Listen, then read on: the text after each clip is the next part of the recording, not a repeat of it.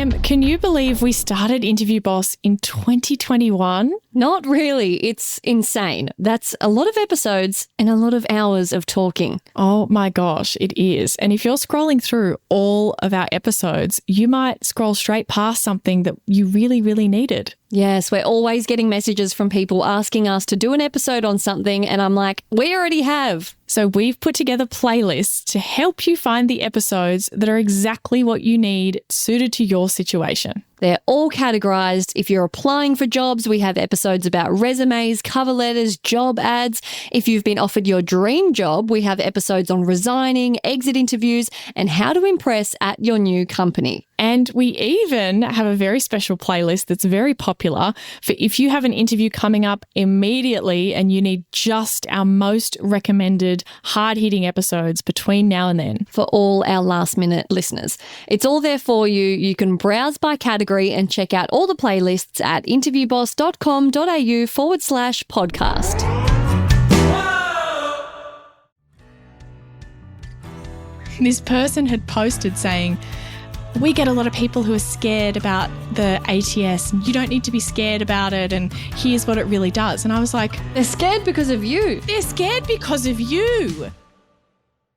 Hey everyone, and welcome back to Interview Boss. My name is Emma, and I'm a radio journalist who's teamed up with my sister to give you advice, inspiration, and support when you're looking for a new job. Sarah is a HR and recruitment professional, and together we're excited to give you all the tips, tricks, and behind-the-scenes knowledge to help you in your career. Hello. Hello. You did it the traditional way. Is that because we got that message that said that it was really reassuring to hear the same intro every time? Well, no, we put up a poll on Spotify and 2 people responded. One said, no, don't change it. It's so comforting, like a TV show intro, like you know it's going to be the same. Yeah. But then another person commented and went, yeah, change it up with like a sweating emoji. And I was like, conflicted. So I'll just keep the people happy and every second episode I'll change it up.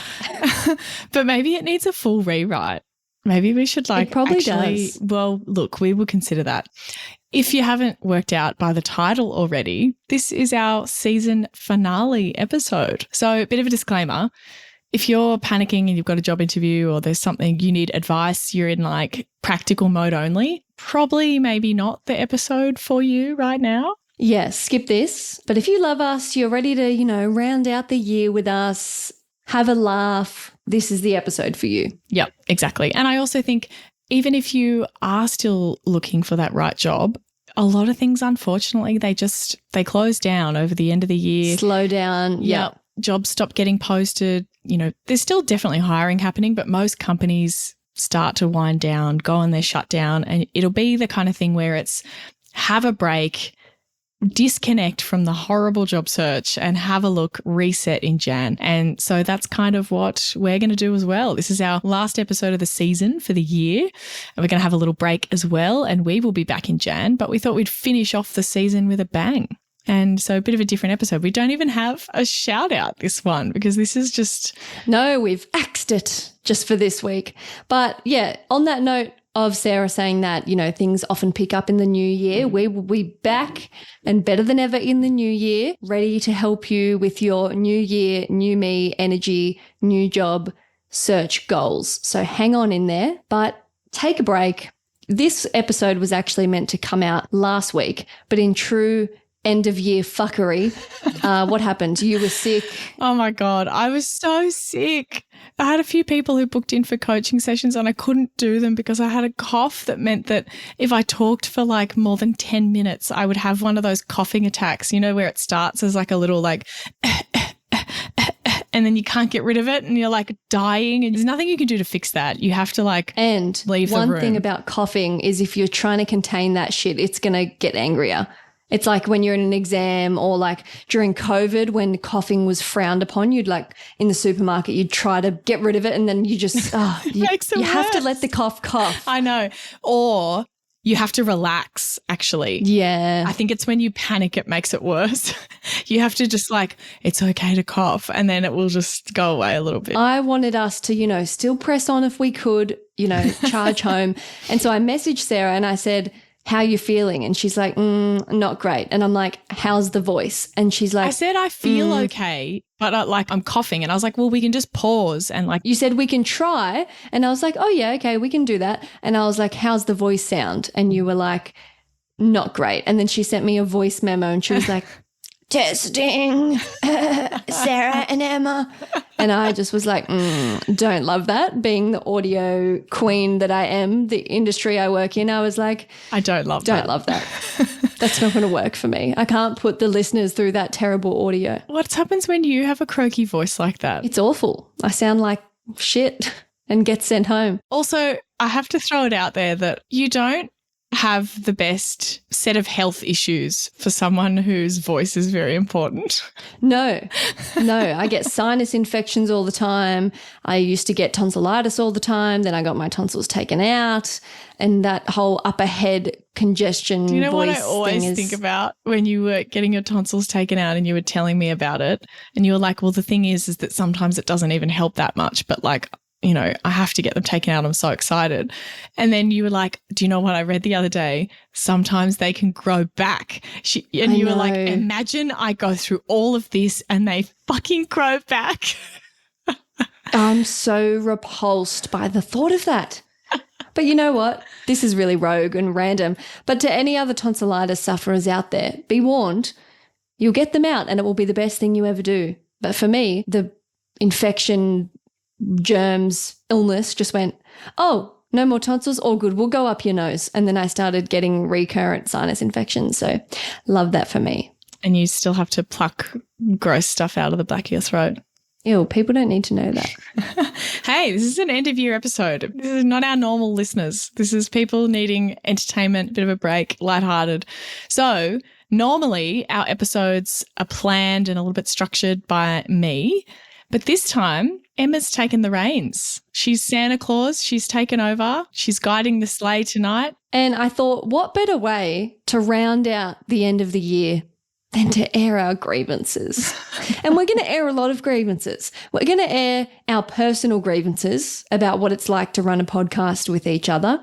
Then we're going to air wider grievances about, you know, the state of the world, things that have been annoying us lately. And then we're going to air grievances of the worst job advice out there that we've seen, because Sarah put a post on our Instagram not long ago saying like, I'm so frustrated. There's such bad advice out there. I've had a hard week reading really bad things. Anyway, I'm going to keep doing my thing, blah, blah, blah. And a couple of people were like, what's the bad advice? So they know what to steer clear of. So this isn't going to be a big how-to. It's just going to be like, we're going to laugh at the things people have said. Yes. It's not that serious. I feel like we should explain, like, what's the airing of the grievances. It comes from Festivus, which I don't think was made up by Seinfeld, but it was made popular. It's from a Seinfeld episode where they do Festivus as like a non-denominational holiday instead of Christmas. And one of the activities is the airing of the grievances. And it's kind of caught on in our family Christmases. We air grievances, tongue-in-cheek grievances around the table. So we're going to do a little bit of that. So what's first, Em? What grievances are we airing first? Which category? Well, personal grievances. But before that, I just wanted to give you all some fun facts about Sarah. And she's welcome to give some about me, because I feel like for some of you, we're in your ears for like 20 hours a week or something. You know, that's a lot. I feel like the least we could do is provide you with some more information. You obviously know I'm a journalist. Sarah is a HR. I had to pause and think about that. HR queen. That's why we are here right now. But I don't really know what other information we've dribbed and drabbed to you in that time. So I would just like to let everyone know that one thing about Sarah is she's a gadget girly. If there's a gadget out there that can simplify her life, she's going to get it, God damn it, and she's going to tell everyone about it. In the background of this video at the moment, you can see my under-desk treadmill. That's right there. Oh my God, that doesn't even scratch the surface, you guys. So notably, she has a robot vacuum, which That doesn't top the list because I get it. A lot of people have them. They're very smart, like all for it. If I could afford one, I would get one. I don't think I have that many gadgets, but I'm interested in what this list that you've... I'm just making these up off the top of my head. I haven't even pre-prepared. This is just how much gadget ammo I have to talk about you. When she moved recently and all the times before that, she found a company that will drop off moving boxes, but they're not just cardboard boxes. They're like big plastic, sturdy crates. You move with them and then they come and pick them up off you. And they're cheaper than cardboard boxes. Okay, this isn't sponsored by them. We're not going to plug them. It's not a brand or anything. I think there's multiple different brands of them, but highly recommend. Like if you're moving, look into that. Who has ever heard of that? Are you kidding? And she's just like, yep, I know a company. And then it's like on her doorstep. She also is obsessed with Milk Run, which may not be that revolutionary. That's just a delivery. How would you describe that? Well, I think in the US they'd have like DoorDash, but I think in DoorDash you like can just tell them to go and get anything, whereas this is like run by a major grocery chain in Australia. And it used to be started up as a little startup and then it went under and then it was bought by Woolworths. So she will sit on her lounge and be like, oh, I'm going to cook risotto tonight, order all the ingredients and it'll be at her doorstep in 30 minutes. I have to say, like one of my peak adulting, like I'm winning at life moments is when I'm sitting on my courtyard drinking a cup of tea. I've just had breakfast. I've got my groceries being done for me and going to be delivered shortly while my robot vacuum vacuums the house and I've got a load of laundry running. And I'm like, I am achieving all the tasks. You've cheated the system. You have. Yeah. Oh, how could I forget this? So you'll go to Sarah's house and you'll be sitting on the lounge and everything is 2 steps away, but she'll go, Alexa, dim the lights. And she'll go, Alexa, turn on the heater. Alexa. And you can also put them on timers. I put my Christmas tree on a timer so I can tell Alexa, turn on the Christmas tree, and you can put it on a timer so it just comes on at sunset. I know a lot of people have Alexa and it's not that uncommon. But what is ridiculous is the sheer amount. For some people, that's probably the only gadgetized thing in their life is Alexa. But the Alexa is just a drop in the ocean of Sarah's gadgets. And then the last time I came over to Sarah's house, she's like, ooh, I got a new toy. You want to see? And I'm just like, taking the piss out of her because I'm like, oh my God, what now? And she whips out this electronic goggle looking ski mask that rubs your eyeballs, heats up, purrs, plays like just the most ridiculous gadget I've ever seen. Did I put it on and did I love it? Yes. But is it also the most ridiculous thing I've ever seen? Yes. So, yeah, one thing about Sarah is she's going to outsource and she's going to find a gadget to do the niche thing in her life. Well, the thing is that actually most of my life can be explained by the fact that I am lazy. Lazy girl. And if there's a way for me to just like not do the thing myself and like automate it, fix it, like it's not about like getting out of it or not doing it. It's like, how do I make this thing that I don't want to do much, much easier? 100% all day long. Another thing about Sarah is she's a classic elder sister energy. She wants you to do everything her way. When I came over, I was like, oh, do you have any nail polish? I might just paint my toes. And she's like, do I? And she whips out a whole ass container that has every tool you've ever seen. And me being the rough nut I am that just doesn't care to spend any time on a task like that, I'm just ready to slap some polish on there. Sarah's like, stop, what are you doing? You've got to prime. You've got to use the scraper. And she takes over and she becomes the project manager. Well, I'm like, you've got to push your cuticles back. You were just going to paint over your cuticles and then you're like, it's no point painting your nails because like it'll just peel off. She intervenes. She becomes the project manager. She's like, right, now this, now buff, now. And it becomes, and I'm like, oh my God. You weren't going to do a base coat. The thing is that if you put very dark coloured nail polish on your toes, I've been there. I've learnt these lessons. I'm saving you. I'm just, I know you wouldn't take it off straight away. You would leave it on there for weeks and weeks and weeks. And it stains your toenails. And even when you take it off, they're like slightly blue or something. It's gross. Yes. That's me. I leave my toenail polish on until it just magically isn't there anymore. That's why we had to prep properly and put a base coat and then a top coat on. She's a researcher. She is a researcher through and through, which is half the reason this podcast exists, because she is the researcher. I've got something to mention later that relates to that. Bookmark that. Yeah. If we're going to run a fun run, which we did recently, she's researching. What do people wear running? What's the most efficient bum bag? What do you need at the halfway point? She's like, right, texting me, I'm going to go buy some lollies and put them in individual Snaplock bags. I've read that you need these kind of socks. No, you did that. Did I do the lollies? Maybe. You did that, and then I was like, oh, I should get some lollies too. You gave me that idea. Well, I just mean if there's any scenario that's new territory for you, you're coming in with knowledge.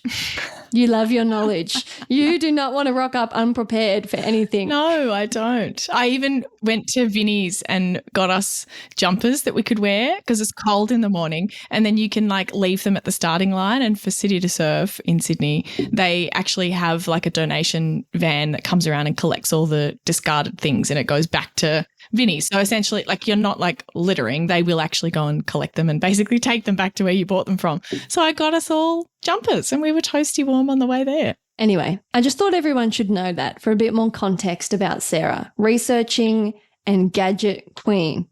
Well, you've learnt a little fun fact about Emma is that she doesn't have any tonsils. That's true. And that Emma has, a nickel allergy. A very specific random metal allergy. I feel like I used to be the sick kid in the family, but actually I think that that's you, Em. I'm sorry. I think really you've taken the cake on that one. I wear that badge. Oh, I forgot Sarah. Yeah, Sarah's a celiac. She can't have any gluten. Yep, gluten-free over here. She's a weak link in that sense. A crumb could literally set her off. Except you don't eat dairy. So us going out to eat as a family with one sister vegetarian, you no dairy, me celiac, like it's just not fun for anyone. I've honestly accepted that anytime we go out as a family, it's not going to be an enjoyable restaurant experience because we really can't share food. But I do like having you as an ally, as a fellow needy meal person, because if here's a grievance. Here is a grievance. Whenever anyone wants to just catch up but it be chill, they're like, we can just like grab some pizzas or something. And I'm like, I don't eat cheese, okay? I don't like it. I'm lactose intolerant. Even if I could eat it, I'm not into it. It smells weird. I'm just not about it. I know that's hard to believe. But no one ever wants to get a cheese-free pizza. And I know it sounds awful, but if you load it with toppings and there's sauce, it's not like a dry, disgusting thing. It's delicious. Yeah, but here's the difference between you and I. I would never encourage anyone to eat a gluten-free pizza. I'd be like, I will have my own. Trust me, you don't want any.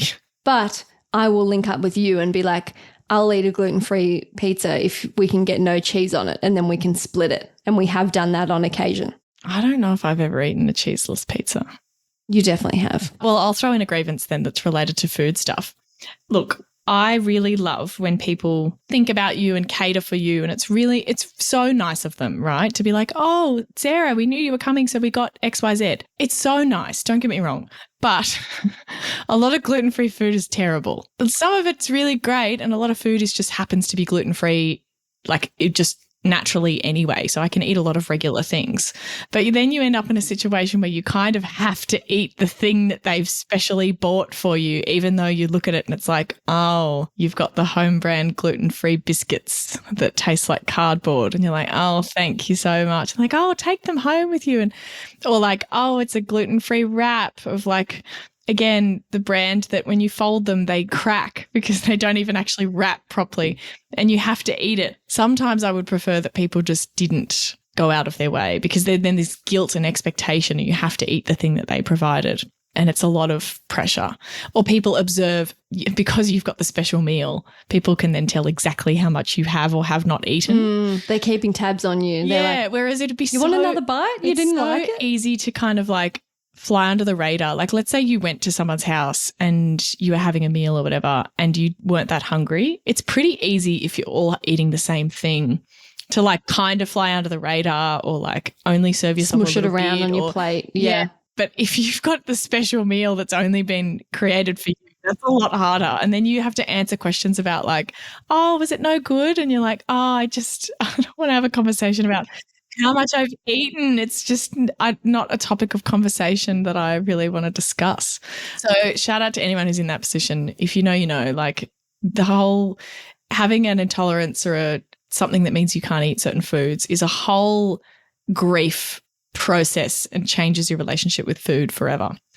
On the nickel note, I've actually diagnosed a couple of nickel people with a nickel allergy because they've come up to me and they've been itching where their watch goes. It's normally in a circle in the shape of the watch, and they're like, "Oh, I'm so itchy." And I just looked at them and went, "You have a nickel allergy." And they were like, "What?" And I was like, "Yeah, look it up."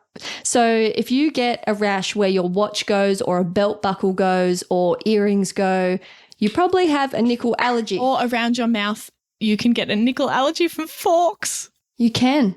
I found this out because I used to have really bad mouth eczema. Actually, for the past year, it's been great. Also, people in the US say eczema. And I hate it. We say eczema, like E-X-M-A, eczema.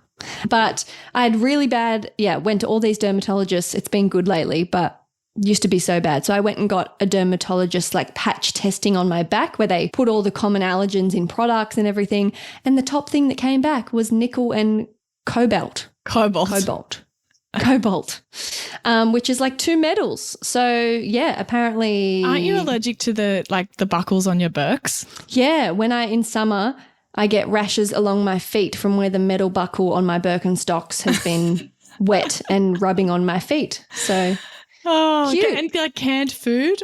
Like, isn't there all these things that you have to like have a low nickel diet? Yeah. I don't really follow it too intently. I think from my research, it's sort of like a bucket, if you will. You can handle incidental daily, but if that bucket overflows, it sort of will send you off into a rash. So. And is it worse as well when like your feet are wet and then you put your Birks on, for example? Yeah. Yeah. So you can just easily kind of like, I imagine it's got something to do with like your skin barrier. If like it's wet or you're burnt or you're dry or sunburnt or something, then you're more likely to have a reaction. I imagine that would have something to do with it.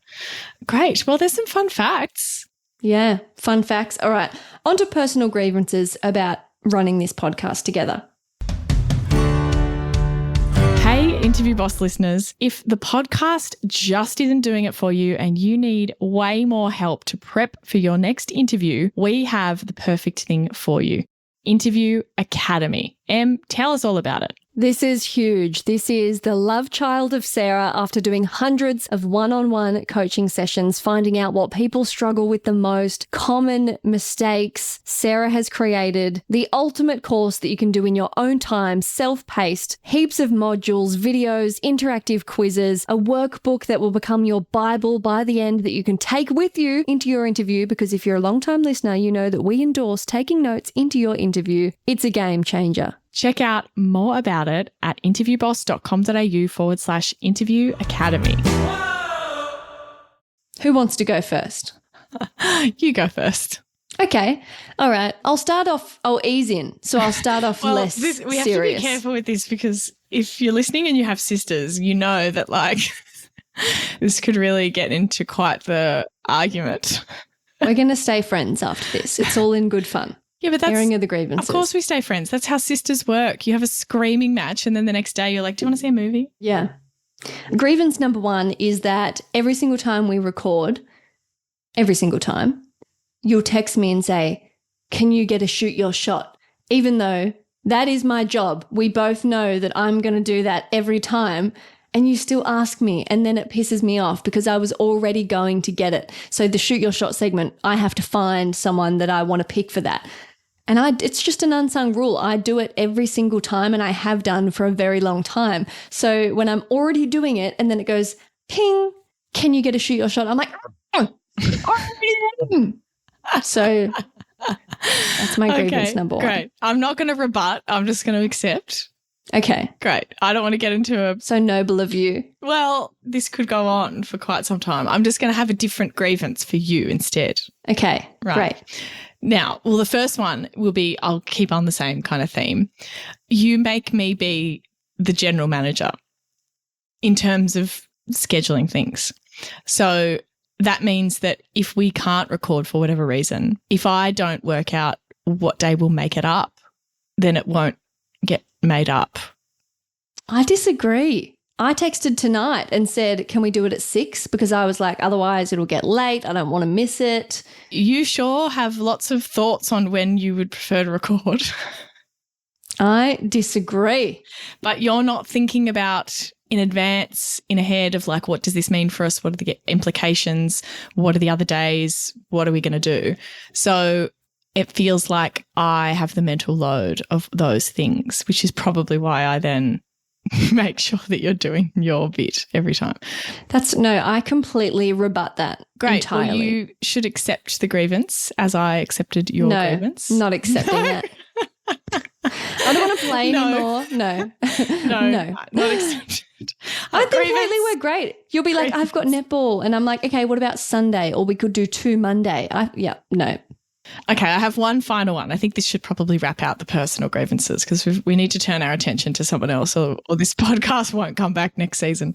Look, I'm not claiming that this is your fault at all. Okay. But I'm just putting a grievance out there that 8 out of 10 times that there is a tech problem, it's you, not me. I will accept this. And I don't know whether you just are very unlucky, whether you have like magical energy around you that makes things break, but it's always your technology that breaks. No, I accept.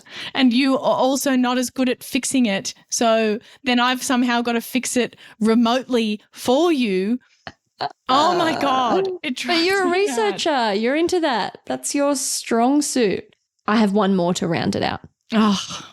When we'll be in a social gathering or a family catch-up or something and someone will ask something about the podcast, like, you know, they don't know much about how it works. So they'll be like, oh, like who does the editing or who does this or I don't know, who books this?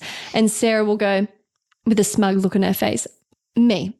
Emma's just the talent. And that is just so rude because you're publicly putting me down and simmering everything I do to just being talent. And while there is a lot of truth that you do most of the work, you don't need to publicly make out as if all I do is come up and laugh. I contribute way more to this podcast. Context, what I mean by that is this podcast, and I'm sure our listeners, please write us messages, this podcast would not exist or be popular or even listenable without me. So I really, really, really mean that when I say that you are the talent. But what that sounds like to regular people who don't know about Mariah it. Carey. She doesn't do the fucking background shit. She just rolls in and sings. Like, that's what I'm saying. But to regular people that aren't in the lingo and the know, the talent sounds like she rocks up, she makes a joke and leaves. And that's just because they all think that, oh, Emma's radio, she must produce the whole thing and do all the editing and do all the blah, blah, blah. And I'm like, to be fair, we have an editor. It's not like you do that. So shout out to Cyril, who's amazing. Yeah, I know. But before Cyril did it, who did it before him? Oh my God. My grievance is that just fell off. Your sign just fell off. Okay, back to what we're saying. The talent. Yes, I understand what you're saying, but in the moment it feels like you're invalidating me and what I bring to the show. Maybe you could tack on, she's the talent and I couldn't do it without her, you know? Something else. Okay, accepted. Thank you. I'm trying not to rebut these. So what's our next topic? Who are we grievancing again? Grievances about the wider state of the world, the job market, you know, things that are just annoying you in this life. Well, one's top of mind, really. People who say that, like, HR is the enemy, HR's not your friend, just general HR hate out there. And honestly, this is one of the reasons that, like, I'm just not that interested in being on TikTok. I love TikTok as a user, but it's just because it comes up in front of people who have no interest in your content. They get like personally offended that they've had to see your bit of content and then they decide to put in their 2 cents. It's got nothing to do with the video. And it just, ordinarily when it's someone else's content, it's very entertaining, except that there's so much hate out there about HR and there's so much misconception about recruitment stuff that people who are listening to this, you've searched up somewhere or you've heard from a friend, you are a serious person who cares And so you want what we have to share. If you're a random person on TikTok, you're not looking for serious job search advice. And so when it pops up, it's like you're less likely to be the kind of person who is actually going to find it useful. And the whole idea that like HR is not your friend, they're out to get you, blah, blah, blah. Like, first of all, who said they were? Who is your friend at work? In what universe in a corporate world is like somebody meant to be out for your best interests? Like, no one. I don't know who is out there saying that HR is your friend, but like in that sense, well, we're not meant to be. We are absolutely employee advocates, but that doesn't mean that if you did something wrong that I'm going to be looking out for you and not the company. I think a lot of people also get confused about the level of power that we actually have. We're the scapegoats. We're the people who have to deliver the message to tell them that you're being made redundant or you're being let go. You're still at the mercy of big CEOs that go, nah, don't like it. Do it that way. Well, mostly the person's manager. Do you think that I personally hunted you down and decided that I didn't like the look of you and I was going to get rid of you? Like, I have nothing to do with anyone in the business. It's when the manager comes to me and is like, I need to get rid of them. What are we going to do? And then I go, well, have you actually talked to them about it? It's very unfair for you to just get rid of someone without warning them first. But then imagine this. I just want you to consider this situation. Imagine a scenario where I said to them, no, you're not allowed to fire them. Right. Well, what do you think that manager is going to do if I've just told them no? Are they going to listen to me? Or are they going to go above me? Or are they going to do it anyway? Or are they going to go knock, knock, knock on the CEO's door and say, hey, I've got this person who's not doing their job and it's, you know, this, all these impacts and blah, blah, blah. And Sarah said I'm not allowed to get rid of them. What do you think is going to happen then? Do you think that Sarah gets to choose what happens next? Like, no. The top dog will decide. Exactly. Except that I'm the one that has to deliver the message and managers blame us and it's very disheartening, honestly. If anyone else out there listening is in HR, like to spend your entire day doing things like thinking about how you plan the Christmas party so that everyone can come and you're thinking about how people from, you know, different places are going to be able to travel and stay in accommodation to get there and how you're going to make sure you cater for everyone's dietaries. And then you're also thinking about, okay, you've got this system launch, you're writing some training to make sure that everybody knows how to use it. You're writing an employee communication so that it doesn't come across so blunt like the general manager wanted it to. And you're trying to soften, you know, how are we going to explain this to people, give them more background information so that you can be more transparent as a company. And then you go online and you hear people saying like HR doesn't care and they're all evil. It's like, wow, I just like, why am I even here? Rude. Yeah, it's really rough. And if you're curious as to what goes on behind the scenes in HR, there's a really cool podcast that's just popped up. Shout out to these guys. They are actually like, you know, TikTok HR people who started a podcast. It's called HR Besties. And they've got some really awesome podcasts. They're only brand new, but about what goes on behind the scenes, common misconceptions. If you want to see how HR people talk and really think, and like not me, don't take my word for it. These are US, mostly HR practitioners. Go and listen to them if you want to see how it actually works behind the scenes. And like, can you just do me a favor and next time someone says something bad about HR, can you just call them out? Because it's just, do you know how it feels to be at a Christmas party that you fucking planned down to the last detail and you walk over to someone, do you want to like celebrate the end of the year with them? And they go, oh, can't have fun, HR's coming. You're like, I'm a person. Now that I think about that, our workplace makes so many jokes like that to our HR person. It's awful. It's awful. I'm like, I'm a social person who spent my weekend at a festival. Like, I have a social life. I'm a fun person. Actually, HR people are probably the most fun. God damn it, I'm a lot of fun. Okay, next grievance. Too long of a grievance. This isn't a HR podcast. Okay, my next grievance. This is not job related. The absolute lack of self-awareness of people in grocery aisles. Oh my God. Lately, I have actually stood like this and stared at someone wondering what is going on inside your head. Like, okay, grocery aisles are small, all right? And when there's like two trolleys, you know, you kind of wait, and if someone's looking, you sort of get out of the way, let the trolley go. Like, there's just a system of smooth operating. So many times recently when I've gone shopping, grocery shopping, there will be someone standing in the direct way in the middle looking like, and there's 6 trolleys queued up on either side of this person.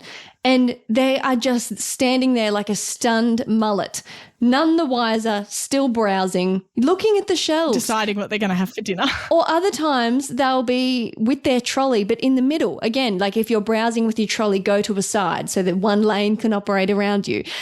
Just, it happens all the time. Do you know, I think I might be that person with my basket, like daydreaming while I'm looking at different types of tomato sauce. No, stick to the left. You should always have your peripherals open. But like as soon as I see someone, I'm straight away moving. It's just that I'm not necessarily like looking around to see if someone's coming. But this was like so obvious. People are queuing up, surrounding this person, and they are just oblivious. I felt like saying, open your eyes. Oh, same as people when you're lining up for something that stand really close behind you. And it just makes me feel uneasy. I turn around, I'm like, are you trying to steal something from my bag? And then like the line moves up and I'm like reluctant to take a step because they're just going to immediately take a big stride. And I'm like, it's not big enough of a step for you to move up. Like it's a shuffle and they are up my ass. The opposite in when you're driving and there's like a traffic jam, I don't go right up the car in front of his ass because you're not meant to. If someone hits you from behind and you run into the one in front, it's still your fault. So I leave a little bit of a gap, except that who do you think people push in when they want to push in front of me because there's always a bigger gap than everyone else. I'm like, God damn it. Rookie mistake. Yeah, like Sydney has hardened me. I went back to Canberra and I was like, oh, my driving has changed. Like I'm so much more of a city driver now because you just kind of have to be. You get taken advantage of. Okay, I have one. This is a bit like more tongue-in-cheek, but my God, this drives me mad. I want to know if you've heard it. I haven't heard anyone else talk about it, but it's huge. This tends to be only Americans. I don't know if it's a particular subset of Americans. I don't know enough about the different places. Oh, I know exactly what you're going to say. I know exactly what you're going to say. Have I told you before? No, I have witnessed it myself too. My goodness. You're going to say whenever. Oh, my God. It drives me mad. I knew it. Using the word whenever when you actually mean the word when. And they're not the same thing. I looked up the definition because I was actually like, is it me who's wrong? Or is it me? No, it's not. It's the Americans. It's not all Americans. It tends to be women, I have noticed, but mostly just Americans. It's a TikTok thing, I think, is where it's coming up for me, but I wonder if it's like across the board. They'll be like, whenever I went to the grocery store. But they're actually talking about yesterday. They're not talking about in general when I moved out whenever I was 16. What do you mean whenever you were 16? Yeah. Do you mean when you were 16? Whenever is not a thing that makes sense in that context. It drives me nuts. It is really widespread. I watch a lot of TikTok and multiple creators I see it on. Yeah, to the point that I got to be like, are they teaching that in school or something? Or is it just slang that's become so normal that people think it's normal? And I get that, like, I've seen all these linguists on TikTok and everything. They're like, this is how language changes. People change the way they use things and then it becomes normal. And like a lot of the words that we have now are not used in the original context. It's because people started like butchering them and then it became normal. And like, I get that that's how language works, but I cannot live with this one. We have to kill it. Please, if you are out there, I'm sorry if you're feeling personally attacked, but it doesn't make sense. Oh, I have a whole list of these things of like grammar stuff and whatever when people say, but like this one is in its whole other category because it actually confuses me. You could actually have the complete wrong meaning. It actually makes an impact. The difference is like whenever I go to the fish and chip shop, I always order gravy. It means essentially any time I go there, I'm going to get some. Whenever I'm there, I'll get some. Compared to when I went to the fish and chip shop yesterday, I got assaulted. It's not whenever I go there, I get assaulted. That means I'm getting assaulted every time I go to the fish and chip shop. That's insane. Like, call the police. Are you all right? But if it's an isolated incident, it's whenever I went to the fish and chip shop yesterday and you're like, whenever yesterday? It doesn't fucking make sense. I feel like people are going to be mad at that. No, I don't care. There's the door if you are going to get mad about it. It's not right. Oh, my God. It's not savage. Right. It's a grievance, Emma, and I'm not okay with it. Grievance. Okay, I need to think of another grievance. I have one. And this relates to what you said before about me being a researcher. And this is partly my fault. This has been like a genuine like light bulb moment of me reflecting on my life and working out that this is something that, first of all, annoys me and that I haven't noticed that until now. I haven't been aware of that until now. And also I've kind of created this problem a little bit, or like I contribute to it. I'm going to call it brain pickers. I've talked about this probably because I've been like forming these thoughts. Because I happen to be good at researching things, people ask me instead of doing it themselves. And I get it, because in a world where you've just bought a new TV and you've compared all the models, and I'm about to buy a new TV, I'm like, you probably have information that's very easily accessible to you versus the effort that it would take for me to get that same level of information is a lot harder. So there's like a difference in effort between the two of us. It's very easy for you and it's very hard for me. So I'll just ask you, except that people extend this into things where it's actually not easy for me. And I don't know the answer because I haven't bought a TV, but they ask me to do the thing. TV is probably not a good example, but this happens a lot at work. And often it's because I do know the answer a lot of times to easy things, but someone will come to me with a problem that they have pretty much done nothing about in order to investigate or look into what the options might be, or look literally anywhere for any resources. And it gives to me this idea of, well, I've tried nothing and I'm all out of ideas. And they just essentially like, well, it's the easiest thing to do is just to ask Sarah. Yeah, so I kind of think of it as like you're outsourcing your brain's work to my brain because it's easier for you to make my brain do the work. And I actually look, if I do know the answer, we're not talking about those situations. It's where I don't know the answer.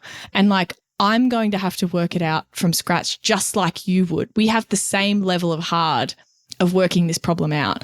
And you've also done nothing so far to help get the problem to a point where, okay, you're stuck, you need help, whatever. It drives me mad. And I've created this problem because I used to just say, okay, yep, let me take it on.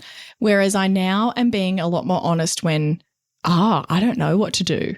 And if the person's like, okay, no worries, and they go off and fix it, sometimes they might actually just be checking if I knew in order to do the next step. And, okay, if Sarah doesn't know, well, then I'm going to go solve the problem. Yeah. But instead of me thinking that they're checking, I just took it on for them, thinking that they were making me solve the problem. So I do contribute to this. It's good you can recognise that. Yeah, totally. So I've started being a little bit more like, I don't know anything about that, sorry. And if they then say, hey, I need help, cool, well, let's work on it together. But my initial response is just going to be the truth. That speaks to the wider mental load and weaponized incompetence that a lot of people face in relationships, unfortunately. And it's always going to be better if you say to someone, hey, I'm really struggling with how to do this. I've already tried this, or I already thought of this, but I thought of that roadblock, but that. People are more willing to help when they can go, you've used your brain, you've come to some roadblocks, instead of just, what do we do about this? And it's like, sometimes people come with stuff and it's like, have you even, like they get an email or an inquiry or something that has come up or an error message or something. And it's like, you actually haven't even read the thing properly at all. That's like you've completely skipped like 15 steps and just come straight to me to make me fix it. This is why I feel like you're like, no, zero brain power is going on to this. There's an error, no brain, not reading, refuse. Sarah, it drives me insane to be like, okay, at the very least you could read what it says. You could at least read it. On a lighter note though, that's totally me when I'm with my big sisters, like no thoughts, smooth brain. If I'm in an airport with my sisters, if I'm traveling somewhere, I'm with my sisters. Why would I think about that? She's basically like tethered to one of us who's making all the decisions and you just get to follow along. You know, like that meme that's like me going to do errands or whatever and my girlfriend wants to come along and it's like, da, da, da, da, da, da. Yeah, that's me. And I love it because there are not that many benefits to being the youngest child. So I'm going to... I'm going to lap up what I can. And one of them is having two people who have already been through this life before me who've worked shit out that I haven't. So I'm going to get taken along for the ride. That is the benefit. That is the whole benefit. Exactly. So I'm going to lap that up. Why would I use my brain? Well, what are the benefits of being the oldest? Riddle me that. Well, you get to try everything first. You got to do cool things when I was the younger one that wasn't allowed. I got to do age-appropriate things. Amazing. Wow, that's incredible. And actually, I got stopped from doing things because you were younger and no, we can't do it without Emma. I had to go to little kids' birthday parties for so much longer than was appropriate. Oh, I just thought of one. You know what? You got a Santa sack until you were freaking 28 years old. And I haven't had a Santa sack since I was probably 14. So yeah, that's true. Yeah, there you go. You had a Santa sack for a very long time. I actually asked my partner if he could get me a Santa sack this year full of little trinkets and things because I feel robbed. You should do it for each other. Yeah, we're going to because I feel robbed of the little amount of Santa sack time I got. And also train him early to not be one of those dads who's like, oh, I have no idea what's in the Santa sacks. One thing that is not a grievance is my partner and his gift buying abilities. He's on it. He buys clothes, he buys swimmers, he nails it every time.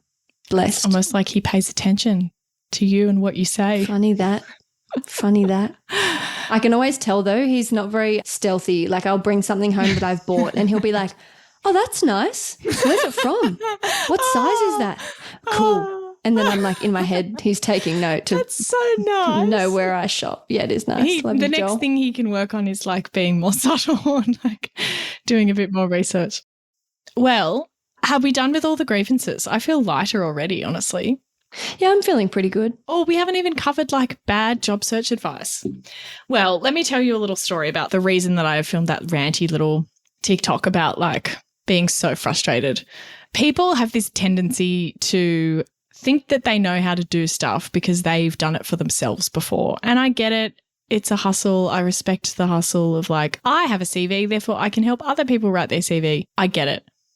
But people become career coaches with that background and they don't educate themselves or follow actual reputable creators or people who know what they're doing or learn about how the recruitment world works, and they decide to give out advice to other people very emphatically too, or just create content about those things. So maybe they're not giving one-on-one advice, but they're just creating content. And the thing is that it's very popular content because it's clickbaity. And I think that's the case with most kind of sections of the world. Like if you were looking at like science or like anything that was complicated, the clickbaity stuff is going to miss out so much detailed, nuanced information that it's going to be wrong. Like it's going to be like, oh, you're directionally right, but you know, that's not the full story or whatever.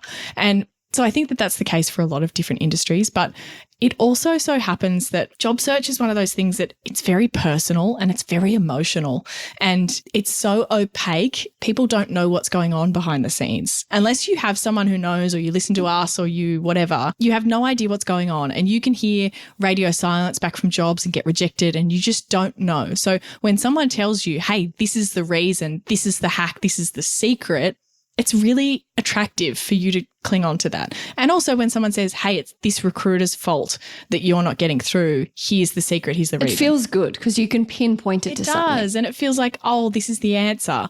Whereas we kind of say, oh, well, you know, there is no answer. You don't know why. You can't tell. That's not very satisfying. It's not. No, like it's easier to be like, this is the reason, this is the secret. So it's catchy. But I came across a sponsored ad. This was like, this company had paid money, and I'm not going to call them out because I'm just not. This company had paid money to target this ad to job seekers. And the reason I was getting it is because we search up stuff for our episodes or whatever. So it obviously thought that I was interested in job search. And it said basically something like, your resume is probably not even being seen by a human. It's ending up at the bottom of the pile. But don't worry, we have a resume template, or book a call, or get our resume services. It was directly selling something at the same time as it was saying, there's a robot rejecting you. You know, nobody's ever seeing a resume. Now, we've done a couple of episodes about the ATS and the applicant tracking systems and what they are and what they do. And we talked about, you know, there's certain things that you do need to have so that it can be passed into the system. It doesn't reject you. It's not some superhuman, like recruiters do it themselves. And if you need more on that, like write us in and we'll do a more detailed episode. But I was really curious and I was like, right, who are these people? What's their business? Do they have a background in recruitment? I'm always really curious. Same with people who reach out to come on the show. I'm like, have you ever been a recruiter or an HR person? If not, I don't want our listeners to hear from you ever. I don't care how good you are or even if you have educated yourself. you might have said something one day that's completely bullshit and I can't go through all of your content. Be tied to that. Yeah, like because you've got no background. Whereas at least if you've got a background and we disagree, it's probably because we just genuinely disagree about stuff. It's not because you're being ignorant. And so I did some research and then I found on that company's LinkedIn, this person had posted saying, we get a lot of people who are scared about the ATS and you don't need to be scared about it and here's what it really does. And I was like, they're scared because of you. They're scared because of you. You're literally the one who's doing this to them. I've never been so shocked. And I did comment. I didn't post it on our platform or take them down or whatever, but I did comment being like, because I was just completely gobsmacked, flabbergasted, honestly, by how can you be so hypocritical? Anyway, so that's my little rant about that. I don't want to go out there and pick fights on the internet. There's plenty of other recruiters who do. And honestly, thank you for your service. Truly, I go on there and like their things and I support their comments and things, but I don't want to be that person who picks fights on the internet. My anxious heart can't handle it when someone comes back to me and is like, yeah, but I know because of this. It makes me doubt myself, even though I know I'm right. It makes me think, oh, maybe they are right. Maybe I can't handle it. So I'm not going to be the person who picks the fights, but we're just going to be here sending you the right advice. And if you want to know what is the right thing, listen to our podcast. Remember what we say. If they're telling you there's a secret, if they're selling you something, if they're saying this is the one way you have to do it, run. Be very afraid. Absolutely. We could go on and on. Do we want to end with what's something that's been making our lives better? We've been grievancing all over the place and what's a nice little thing that we're enjoying at the moment? Little happiness in the world. Our mum just got a puppy named Rosie and I love her so much and I've been going over there and visiting her all the time and she's bringing me so much joy. What does Vivian think about this? You're a cat woman. I know. I did say to Joel the other day, I feel bad because I came home after playing with Rosie who was so active and intense and I was like, Rosie's kind of making me feel like Viv's a bit boring now. No. But it was just a moment of thinking that and then I realised that that's why I love her because she's boring and low maintenance and I couldn't handle the dog. And it's fun to go and visit a puppy and then you leave it. Exactly. So I still love my cat. Love her so much. That's been a big one. Summer, longer nights. We have daylight savings over here. So it doesn't get dark until 8:30 or 9, which is nice. Makes me feel like I've got more day. How about you? I have gotten really into colouring in. Yeah, you have. You've been colouring in the cutest little puffin cats. Oh, it's just, for those who know, if you know, you know, the Bobby Goods colouring books, I managed to secure one in their most recent restock and it sold out within a few hours. But I was there waiting. I had an alarm set. I was ready. I got straight in on that. And you can download some pages if you didn't get one or they're sold out or whatever. But not using coloured pencils, colouring in with coloured pencils is ridiculous. You need the alcohol markers. Oh my goodness. I'm not a very artsy person. That scratches something in your brain. It's just, it does. It does. And it really takes me back to being a kid. It's so relaxing. And I don't like those very complicated adult colouring books with tiny, tiny little leaves all over the page and a mandala. It's my idea of, it's too much and I can never finish it and I'm bored as soon as I sit down. And you don't get that satisfied feeling. Yeah. I like colouring in more childish type scenes cartoons and stuff. Has to have thick lines. If there's a thin line colouring book, no, ew, straight in the bin. Has to have thick lines in it so that it's easy to colour in the lines. And it has to have this is going to sound weird, but things that have a colour. I don't want to make up what colour it is. It's stressful. And then I don't know how to make a nice colour palette. It's too hard. I want to colour in a train and it's going to be red, I want to colour in an ice cream and it's ooh, is it an orange? There's certain colours that would make sense for that to be. So, yeah, that's my recommendation. If you need a little bit of a new hobby, have a look at Bobby Goods colouring books and alcohol markers. You can get it all on Amazon. Thank you for joining us for the airing of the grievances. Comment below if you're listening on Spotify in the poll. Tell us your grievances. Tell us if you laughed in this episode. Tell us what you liked. Or if we grievanced against you accidentally. I'm sorry. Yeah, if you are now going to stop saying whenever, let us know. If you're a grocery shopping person who stands in the middle Who of the stands aisle. in the aisle, let us know that you'll do better. And we can't wait to be back rejuvenated in January, ready to help you kick those 2024 goals. It's been such a huge year for us, and I think next year is going to be even bigger. We have some very exciting announcements coming. We do.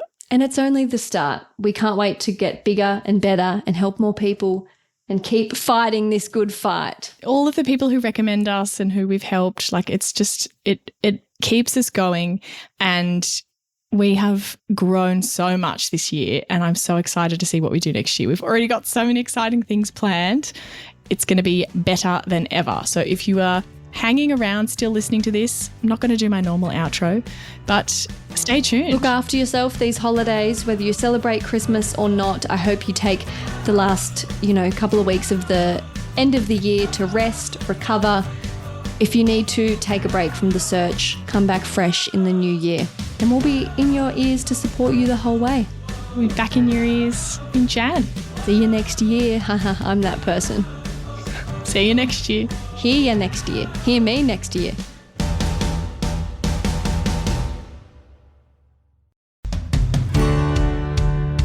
If we've been your job search besties and helped you in some way, there's a cool way you can support the show. Shout us a virtual coffee. We get a huge kick out of reading all of your success stories. Head to buymeacoffee.com/interviewboss and shout us a cuppa. If you keep us caffeinated, we can keep the content coming.